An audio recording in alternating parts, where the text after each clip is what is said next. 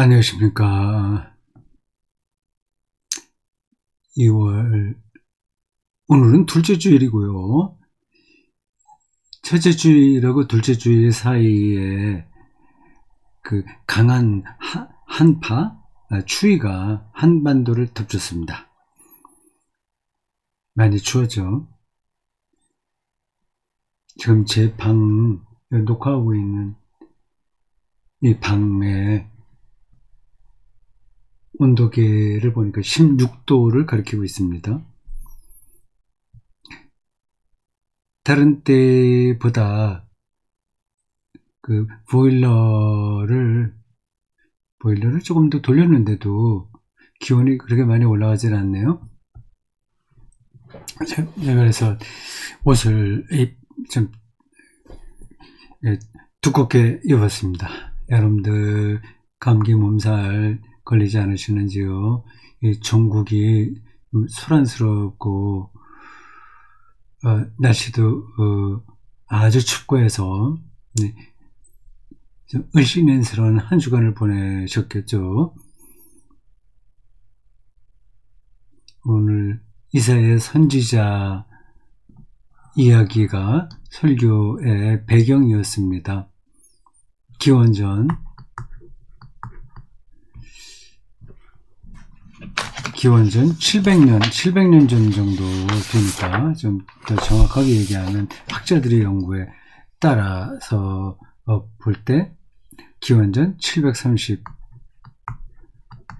736년에서 701년 사이에 활동했습니다. 북이스라엘은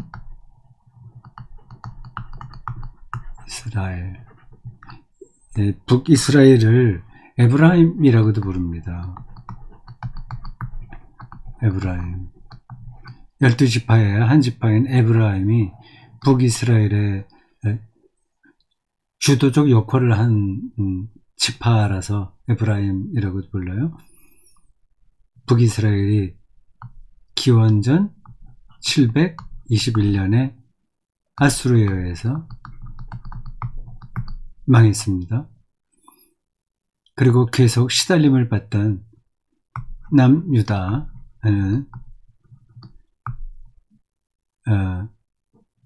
701년에 전쟁에서 졌습니다. 지긴 했어도 북이스라엘과 달리 왕조는 유지할 수 있었습니다.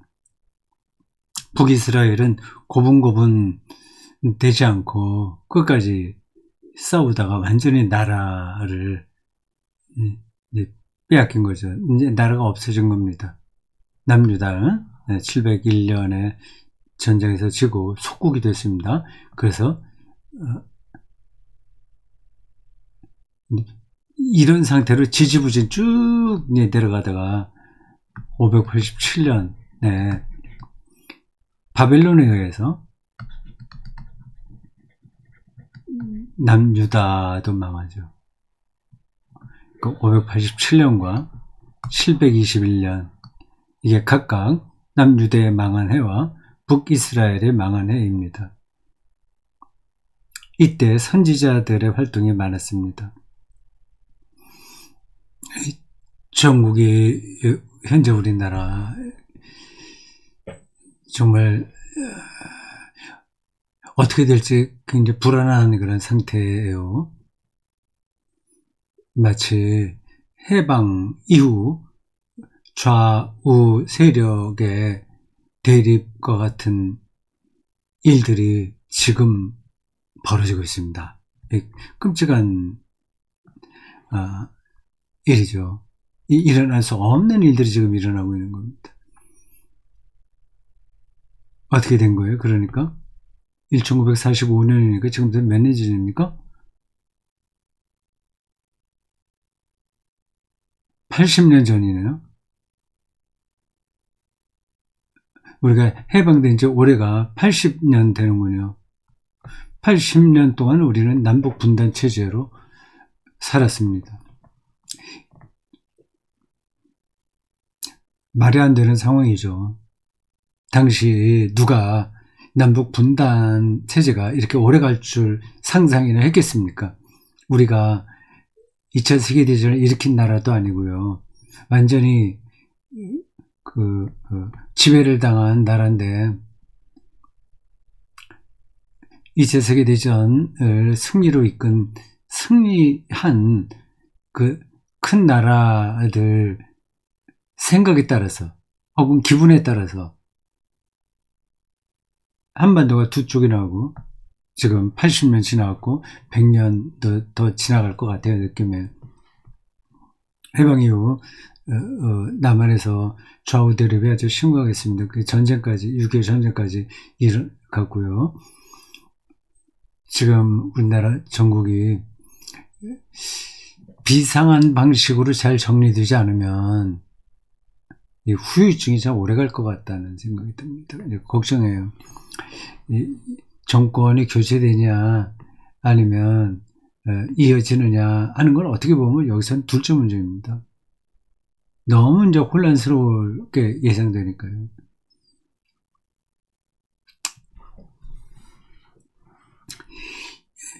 이사야 선지자가 그 당시에 느꼈을 그 절망감이 오늘 우리에게도 비슷하게 느껴집니다. 선지자들은 역사를 뚫어보았습니다. 하나님께서 역사에 개입하신다고 물론 믿었죠. 근데 하나님이 역사에 개입한다고 믿기 어려운 일들도 끊임없이 일어나요. 하나님의 백성이 악한 이방 그 제국에 의해서 망하지 않습니까? 이걸 어떻게 설명해야 돼요? 이러한 문제들을 선지자들은 단순히 그 사회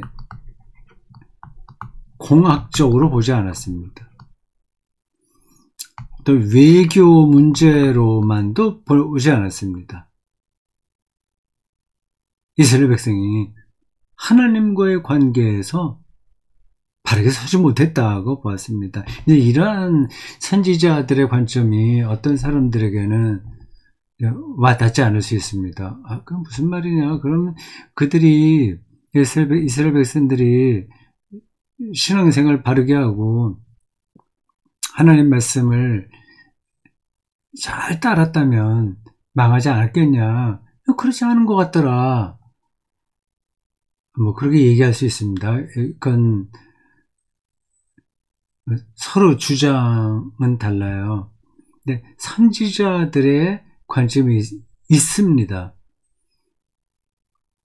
그게 틀린지 맞는지는 또 여러 가지 각도에서 봐야 되겠죠. 이사야가 당시 본 그 이스라엘 역사, 이제 구체적으로는 남유다가 더 핵심입니다. 736년부터 활동했는데 북이스라엘은 721년에 이미 망했어요. 근데 그 전후에 격동이 있었다고 봐야 됩니다. 근데 어쨌든 뭐 북이스라엘을 포함하기도 하고 안 하기도 합니다. 그 이사야가 그 전체가 다 차례대로 이렇게 정리된 건 아니에요. 하여튼 그거는 뭐 구약 성서 신학에서 역사 비평 혹은 본문 비평에서 다뤄야 될 복잡한 문제라서 접어두겠습니다.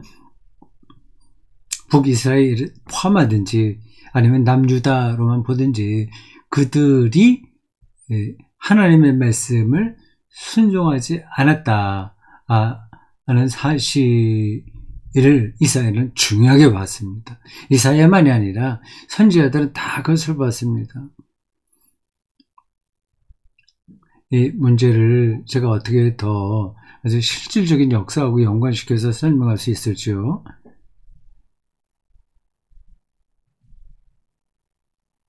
오늘 이사야 본문에 나온 것만 두고 본다면 핵심은 이겁니다. 너희들이 수송아지 하나님께 바치고 많은 사람들이 성회로 모이고 하는데 그것까지는 좋다. 그러나 악을 행하는구나. 예배도 그럴듯하게 드리면서 동시에 악을 행하는 거, 이거 내가 못 견디겠다고 하는 겁니다. 하나님의 말씀을 그렇게 선포하는 거예요. 그건 이사야의 역사관입니다. 하나님께서 제가 지금 말하듯이 이사야에게 직접 말하는 건 아니에요. 이사야라는 그 선지자의 역사 통찰을 통해서 하나님께서 말씀하신다, 이렇게 보시면 됩니다. 근데 선지자들이 바르게 볼 수도 있고 틀리게 볼 수도 있어요.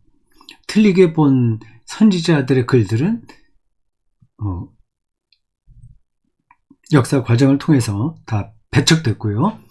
바르게 본 선지자들의 글만 살아남았습니다. 그런 과정을 통해서 하나님께서 사람들에게 자기를 계시하는 거죠.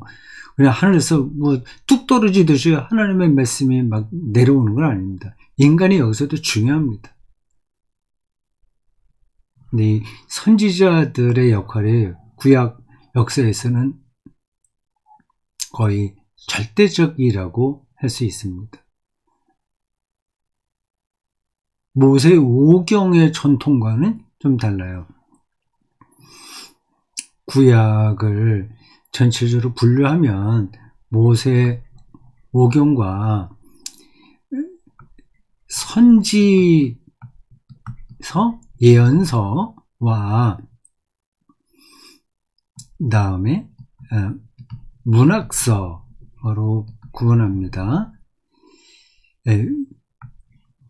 이게 분량으로 보면 제일 많을 거예요. 내가 직접 비교해 보지는 않았는데 모세오경도 상당히 많이 있긴 합니다. 어쨌든 이 선지자들의 역사관, 이게 구약 성서에서 아주 중요했습니다. 불순종이라고 봤어요. 근데 그것의 구체적인 내용은 고아와 과부를 무시하고 돌보지 않는다고 한 겁니다. 도대체 그 가난한 사람들을 돌보는 거하고 국가의 존망이 어떻게 연관되냐, 너무 거리가 멀다, 이렇게 생각할 수 있습니다. 이걸 정말 실질적으로 제가 설명을 해야 되는데 이렇습니다. 가난하지만 아이들을 잘 돌보는 부모들이 있잖아요. 가난하지만 반지하에서 사는 집이지만 부모와 자식 간에 신뢰가 형성된 가정이 있잖아요. 그런 가정은 흔들리지 않습니다. 그리고 거기서 가족 간에 단단한 연대감이 형성되고 그것이 바탕이 돼서 그 자녀들도 사회에 나가서 반듯하게 자기의 역할을 하는 거죠. 거꾸로 부자이긴 하나 전혀 인간에 대한 이해가 없는 부모들과 등등 그런 가정이 있지 않습니까? 그럼 이제 망하는 거죠. 그런 거. 한 국가 차원에서도 마찬가지입니다. 우리나라가 이 대륙 세력과 중국 등등 해양 세력, 일본, 미국 등등의 샌드위치처럼 끼어 있어서 어려움이 많이 있긴 있지만 너무 외교 이런 데 의존하는 방식보다는 정말 모든 국민들이 인간적으로 서로 이해하고 신뢰하는 그런 나라가 되는 게 정말 나라가 탄탄해지는 지름길입니다. 국민 총생산, 뭐 개인 소득, 뭐 4천만 원, 5천만 원, 이게 그 나라의 그 토대를 확실하게 해주는 건 아니죠. 그게 간접적으로 도움이 되긴 합니다. 근데 그게 오래 가겠어요? 우리나라가 지금 경제로 볼 때 세계 10위권이라고 하는데, 이게 지금 정신, 내용 이런 점에서는 황폐하지 않습니까? 늘 그러니까 위험한 거죠. 이 설명이 되는지 모르겠습니다. 선지자들이 하나님에게 순종하지 않은 이스라엘 백성들의 책임을 묻는 게 터무니없는 건 아니다라고 하는 걸 제가 좀 예를 들어 설명하려고 한 겁니다.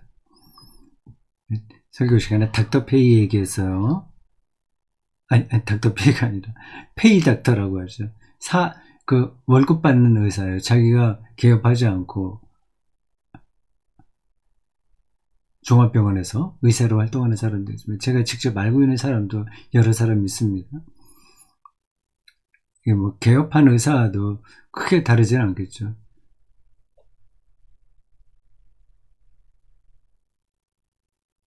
근데 의료행위, 거룩한 거잖아요. 사람을 고치는 거잖아요.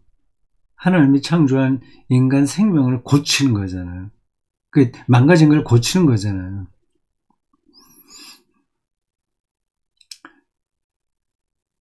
옛날에는 이런 일들을 다 종교 전문가들이 했습니다. 이건 누가 간섭할 수 없는 특수 영역인 거죠. 거룩한 거예요. 근데 그것도 이 자본주의 체제에서는 돈벌이 수단으로 전락하고 있습니다.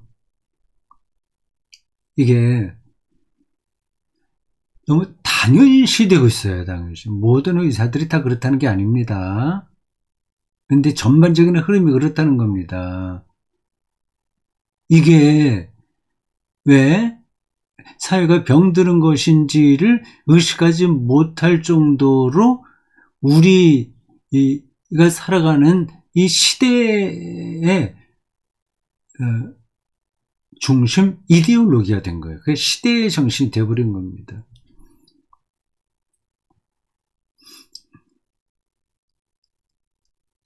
그래서 전국에서 공부 잘하는 아이들은 다 의대에 가잖아요. 그리고 법대로 빠지고요.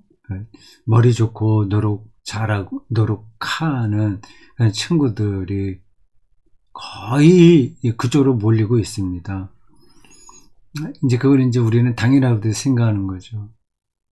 제가 다른 때도 말씀드렸는데 독일 교육 시스템은 우리하고 다릅니다. 설교 시간에도 어떤 부분을 잠깐 얘기한 것 같은데요. 차범근 얘기했군요.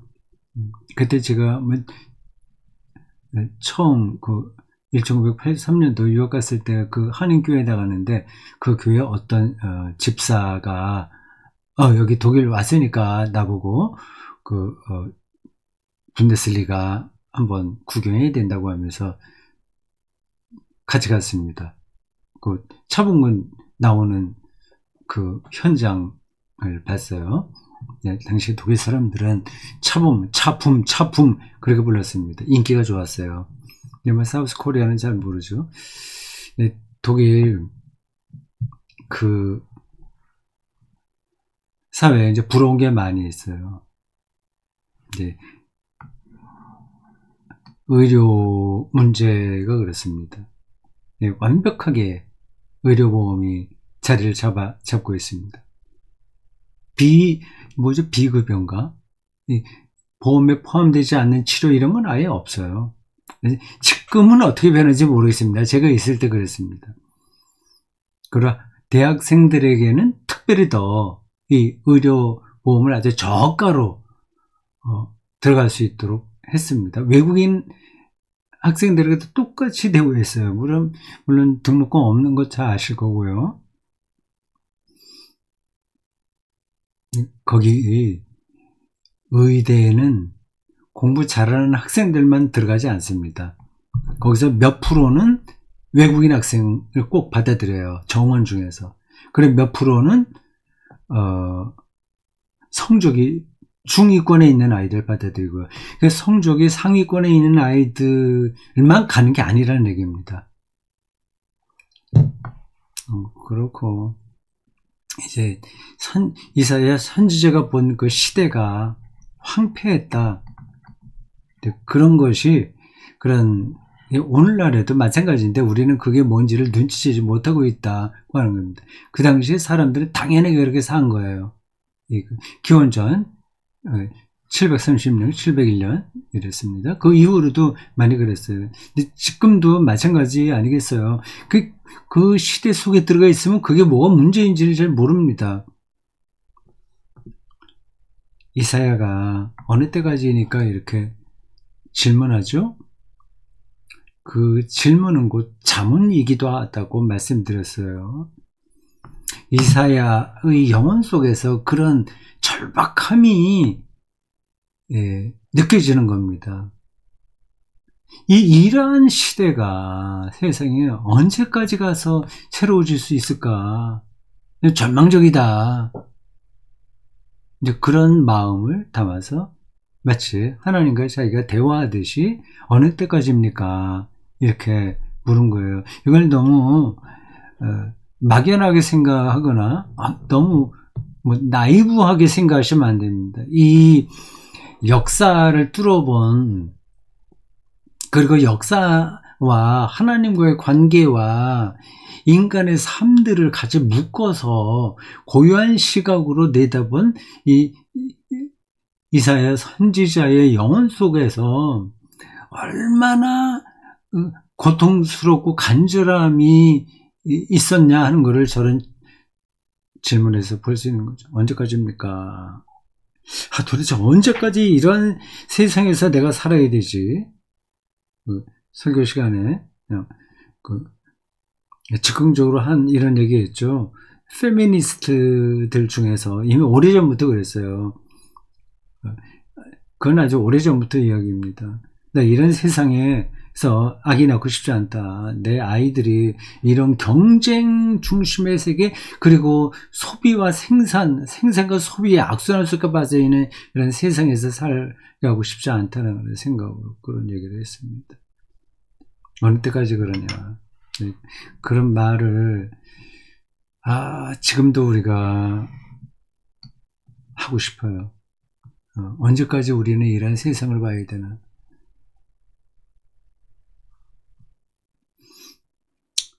여기에 교회의 책임이 큽니다. 한국 교회는 불가사의예요. 이렇게 빨리 발전한 것도 세계 기독교 선교 역사에서 유일하고요. 100년? 150년? 150년 정도밖에 안 됐잖아요. 근데 세계에서 가장 큰 교회 수두룩히 우리나라에 있다는 거 아닙니까? 쏠림 현상이 여기도 나타나는 것 같아요. 그 대형 교회가 많습니다. 더 못지않게 미자리 교회도 무지하게 많습니다. 자본주의 체제가 그런 거니까 교회가 완전히 이 세속 자본주의보다도 더 자본주의적으로 돌아갑니다. 적자 생존이죠.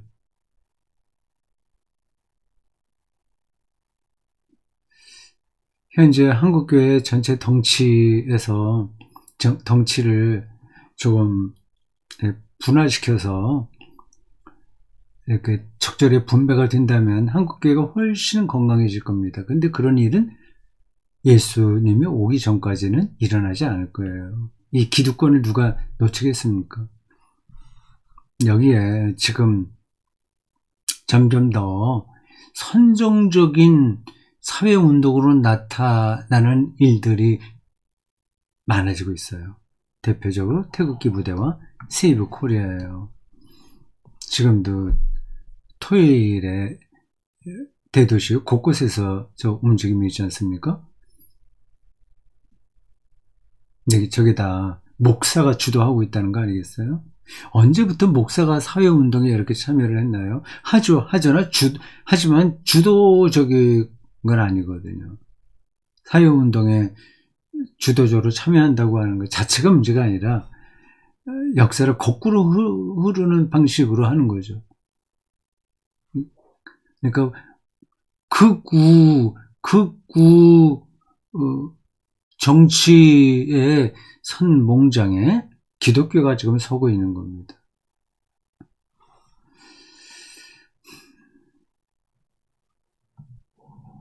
태극기 부대와 세이브 코리아는 제가 최근에 말을 들었어요. 있는지도 몰랐습니다. 지난 12일 작년에 있었던 한국교회 200만 연합예배 큰 기도회를 주도했던 부산의 세계력교회 담임 목사 손아무개 목사가 주도하고 있네요. 근데 그분들이 실제로 주도하는 건지 아니면 그냥 그냥 뭐라 그러죠? 현장에서 그렇게 뛰고 있을 뿐이지 실제로는 어떤 뒷 배경이 있는지 그것은 잘 모르겠습니다.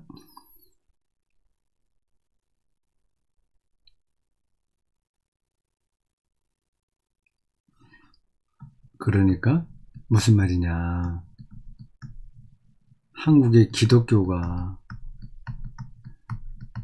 극우화되었다 하고 하는 건데, 보수적인 건 괜찮은 거예요. 지켜야 되니까, 좋은 걸 지켜야 되니까요. 근데 극우가 됐습니다. 그때는 옳고 그름의 문제는 거기에 개입이 안 됩니다. 극우는 자신들의 이데올로기를 성취하기 위해서 극단적인 방법을 씁니다. 서북 청년단 그런 비극도 있었잖아요.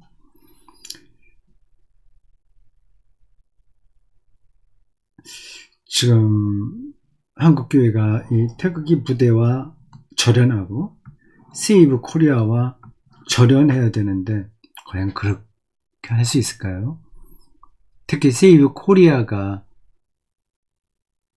말은 그럴듯하죠. 세이브 코리아 이제 그들이 구원이 뭔지를 잘 모르고 하는 이야기인데 어쨌든 이 단체가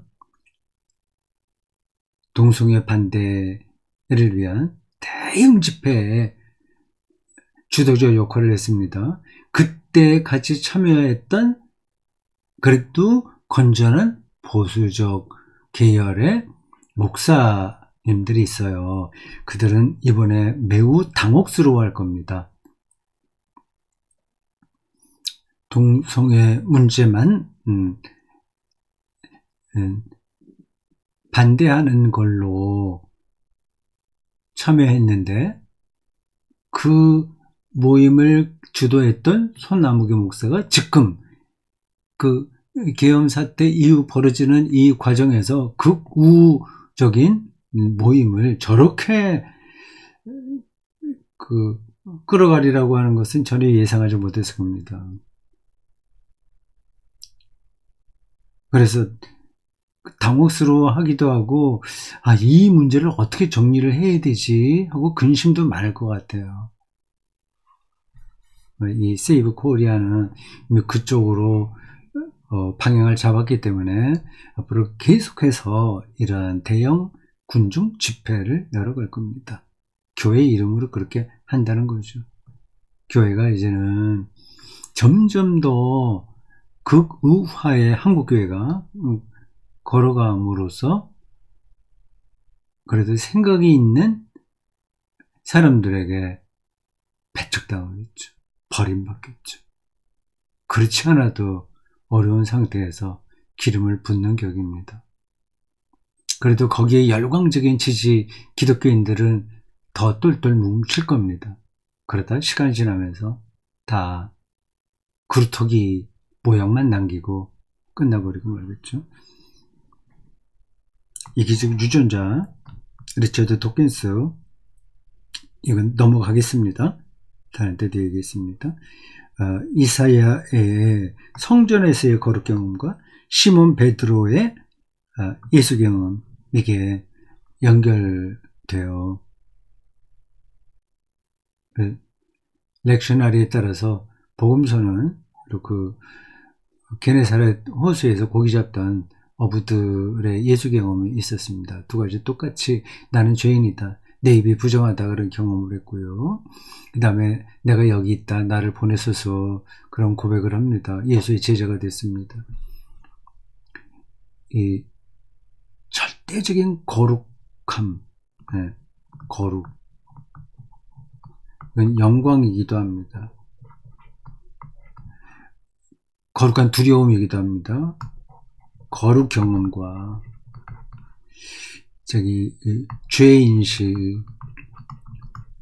이거는 자기가 생명사건에서 무능력하다는 사실에 대한 인식입니다.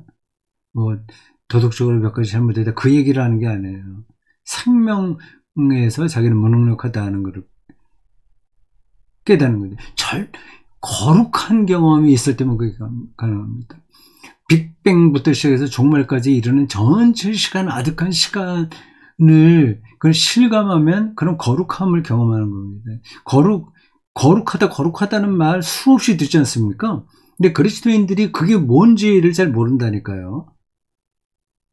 성경에 그런 표현들이 나오는데 그게 어떤 경험인지를 모르는 겁니다. 생명의 어두움 속으로 들어가는 거예요. 그 은폐성, 그 어떤 방식으로도 자기가 닿을 수 없는 은폐의 세계, 그걸 어둠이라고 얘기하는데, 원래는 블랙홀과 같기도 하고, 그거를 리얼하게 느낄 때 상투스, 상투스, 상투스 이렇게 노래 부를 수밖에 없는 겁니다.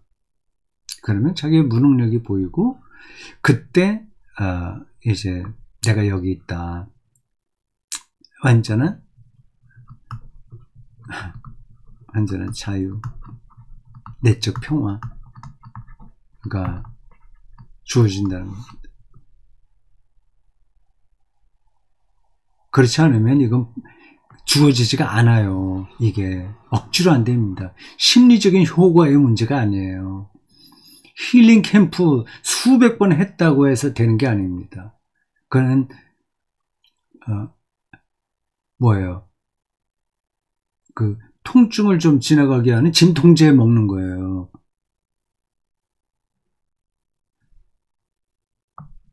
절대적인 은폐의 세계, 자기의 무능력성, 거기서 오는 자유와 평화, 그리고 거기서 이제 소명이 나오게 되는 거죠. 모든 기독교 역사와 성서에 등장한 그 하나님의 사람들은 다 이런 경험을 했습니다. 우리도 지금 그런 경험을 하고 있는 거죠. 그런 경험을 하기 위해서 교회 공동체가 유지되고 있는 겁니다.